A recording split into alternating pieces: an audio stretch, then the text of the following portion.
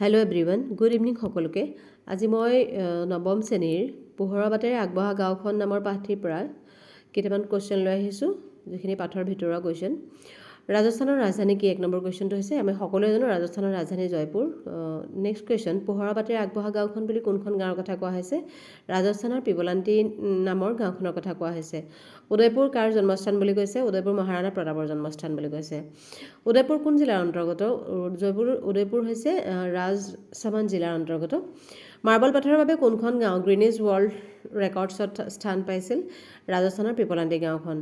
Next question, পিপলান্তি গাঁওখনি পুনৰ জীয়াই তোলাৰ আঁৰত মানুহজন কোন আছিল? পিপলান্তি গাঁওখনি পুনৰ জীয়াই তোলাৰ আঁৰৰ লোকজন আছিল শ্যাম সুন্দৰ পালিৱাল।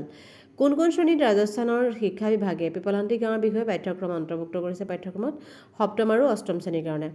পিপলান্তি গাঁওখনক লৈ নিৰ্মাণ কৰা হিন্দী ছবিখনৰ নাম কি? পিপলান্তি। শ্যাম সুন্দৰ পালিৱালৰ মৃত কন্যাজনীৰ নাম কি আছিল? কিৰণ। শ্যাম সুন্দৰ পালিৱালে তেওঁৰ কিমান বছৰ বয়সত মাতৃক হেৰুৱাইছিল? 6 বছৰ বয়সত। নেক্সট কুৱেশ্যন, গাঁৱত মুখিয়াল হিচাপে শ্যাম সুন্দৰ পালিৱালে কিমান চনৰ পৰা কিমান চনলৈ কাৰ্যনিৰ্বাহ কৰিছিল? 2005 চনৰ পৰা 2010 চনলৈ কাৰ্যনিৰ্বাহ কৰিছিল। শ্যাম সুন্দৰ পালিৱালে মৃত কন্যাৰ স্মৃতিত কি কৰিছিল? এটি গছপুলি ৰুইছিল আৰু কিৰণ নিধি যোজনাৰ সূচনা কৰিছিল। নেক্সট কুৱেশ্যন, গাঁওখনত জন্ম হোৱা প্ৰতিগৰাকী কন্যা সন্তানৰ নামত ৰাইজে কি কৰিব লাগিছিল? 111টাকৈ গছপুলি ৰুব আৰু প্ৰতিপালন কৰিব লাগিছিল। পিপলান্তি গাঁৱত কিৰণ নিধি যোজনা কোনে প্ৰৱৰ্তন কৰিছিল? শ্যাম সুন্দৰ পালিৱালে। পিপলান্তি গাঁৱত একোজনী কন্যা সন্তানৰ নামত ৰাইজে কিমান টকা বেংকত জমা বা ফিক্সড ডিপজিট কৰি ৰাখিছিল? 31,000 টকা। নেক্সট কুৱেশ্যন, এজনী কন্যা সন্তানৰ নামত বেংকত জমা ৰখা 31,000 টকা কি উদ্দেশ্যত খৰচ কৰিব পাৰিছিল? কন্যাজনীৰ শিক্ষা আৰু বিবাহৰ ক্ষেত্ৰত।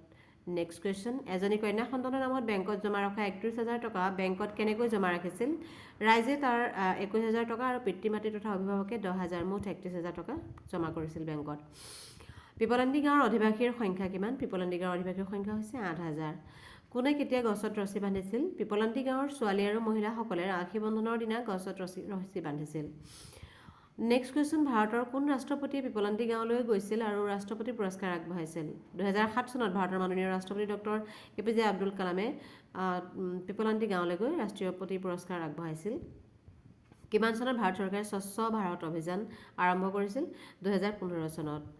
ইউনিয়ন বেংক অফ ইণ্ডিয়াই পিপলান্তি গাঁৱত ল'ৰা ছোৱালীৰ পঢ়া শুনাৰ বাবে কিমান টকা আগবঢ়াইছিল? 60 লাখ টকা। নেক্সট কুৱেশ্যন, পিপলান্তি গাঁওখন এসময়ত কেনে দুখ লগা অৱস্থা হৈছিলগৈ? ইয়াৰ উত্তৰ হ'ব, পিপলান্তি গাঁওখনে এসময়ত পৰিৱেশ প্ৰদূষণ আৰু খেতি বাতিৰ বাবে পানীৰ নাটনিত ভুগিছিল। ইয়াৰ ফলত গাঁওখনৰ লোকসকলৰ অৱস্থা অতি দুখ লগা হৈছিল। প্ৰাকৃতিক সম্পদত অতি চহকী হোৱাৰ স্বত্ত্বেও গাঁওখনৰ মানুহে জীয়াই থাকিবলৈ কঠোৰ সংগ্ৰাম কৰিব লাগিছিল। মাৰ্বল পাথৰৰ বৃহৎ খনিবোৰৰ বাবে হাহাকাৰ কৰিব লাগিছিল। নৈ, জলাশয়, পুখুৰী আদি পানীও প্ৰদূষিত হৈছিল। উপায়হীন হৈ সেই পানীকে খোৱাৰ ব্যৱস্থাৰ ফলত মানুহবিলাক নানা বেমাৰ আজাৰত ভুগিছিল। ভূগৰ্ভৰ পানী প্ৰায় 800 ফুট তললৈ নামি গৈছিল। কৃষিৰ উৰ্বৰা শক্তিও কমি গৈছিল। চৰাই চিৰিকটি, জীৱ জন্তুৰ সংখ্যা হ্ৰাস পাইছিল। দৰিদ্ৰতাই কোঙা কৰা পৰিয়ালবোৰৰ যুৱকসকলে কাম বিচাৰি জয়পুৰ, ভোপাল, ইন্দোৰ, হায়দৰাবাদ, দিল্লী, মুম্বাই আদি ঠাইলৈ যাব লগা হৈছিল।